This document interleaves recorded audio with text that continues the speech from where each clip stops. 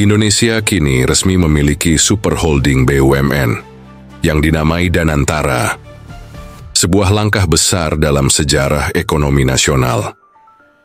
Jika sebelumnya kita mengenal BUMN sebagai entitas yang berdiri sendiri-sendiri, kini mereka akan disatukan dalam satu ekosistem besar yang siap bersaing di kancah global. Tapi, apakah ini benar-benar menguntungkan? Apakah konsep ini akan membawa ekonomi Indonesia melesat maju, atau justru menciptakan monopoli yang berisiko bagi sektor swasta dan UMKM? Dan dampaknya bagi bisnis, investasi, serta perdagangan nasional. Mari kita bahas secara mendalam. Apa itu Danantara?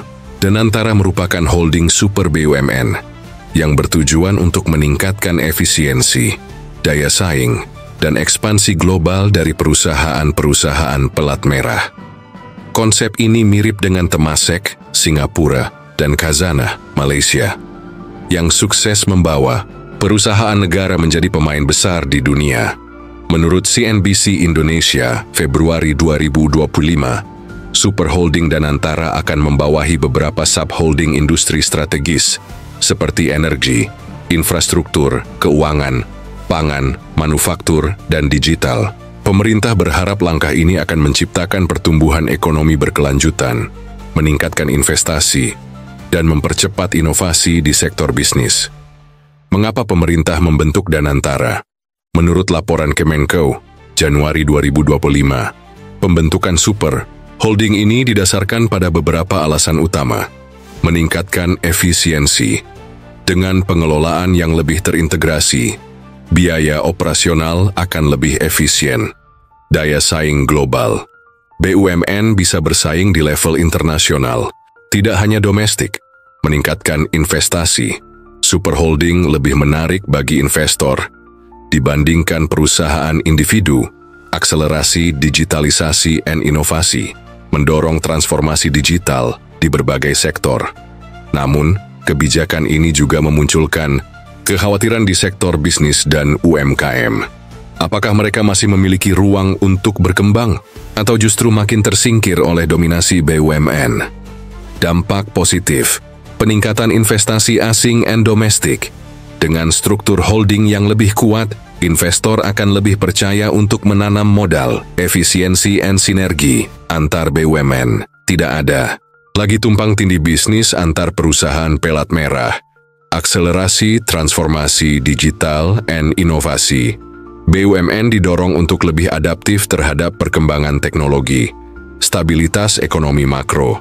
Dengan pengelolaan yang lebih baik, stabilitas ekonomi dapat terjaga. Dampak negatif, potensi monopoli. Jika tidak diatur dengan baik, holding ini bisa menjadi terlalu dominan dan menghambat persaingan sehat. Tantangan bagi UMKM dan swasta. Bisnis kecil mungkin kesulitan bersaing jika ekosistem ekonomi terlalu dikuasai oleh BUMN. Beban fiskal pemerintah. Jika pengelolaan buruk, utang BUMN yang menumpuk bisa menjadi beban APBN. Untuk menghindari dampak negatif, diperlukan kebijakan yang seimbang antara peran BUMN dan swasta. Peningkatan kolaborasi BUMN-UMKM.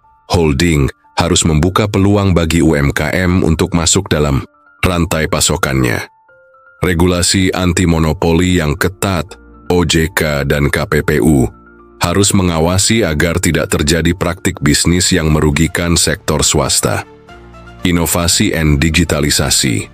BUMN harus berorientasi pada inovasi, bukan sekadar menguasai pasar. Menurut proyeksi BPS Februari 2025, jika Danantara berjalan dengan baik, pertumbuhan ekonomi Indonesia bisa mencapai 5,5% pada tahun 2026, dengan kontribusi besar dari sektor infrastruktur dan digital. Super Holding Danantara juga membuka peluang besar bagi Darbe Group untuk berkolaborasi dalam berbagai sektor, di antaranya PT Darmi Bersaudara Tbk, kayu, bisa menjadi mitra dalam penyediaan bahan baku kayu untuk infrastruktur dan konstruksi. BUMN PT Darbe Maju, Mapanen PT Darbe Jaya Abadi, bisa memasok produk pangan dalam ekosistem distribusi pangan. yang dikembangkan BUMN Koperasi Inti Nusantara Darbe, Koin Darbe, berpeluang menjadi mitra dalam inklusi keuangan bagi UMKM yang bekerja sama dengan BUMN PT. Risna Darbe Link bisa berperan dalam digitalisasi UMKM yang akan diintegrasikan dalam ekosistem Danantara. Kami dari Darbe Group sangat mendukung kebijakan ini. Kami melihat bahwa sinergi antara swasta dan BUMN akan menciptakan ekosistem bisnis yang lebih kuat dan inklusif. Super Holding Danantara adalah langkah besar bagi ekonomi Indonesia.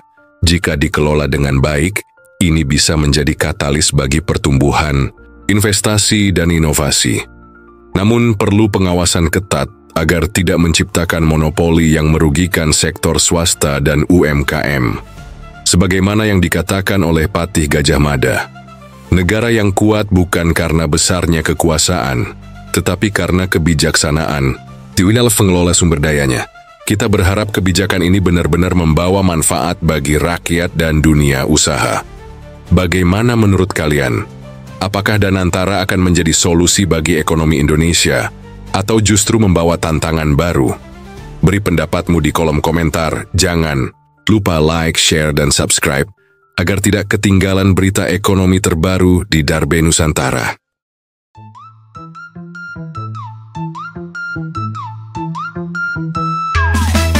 Maju melangkah tanpa ragu, peluang besar ada di situ. Darbe Group makin berjaya, saatnya tumbuh, saatnya kaya. Darbe Nusantara bangkit bersama, usaha tumbuh kuat selamanya. Teknologi bantu rezeki melaju, saatnya sukses terus maju.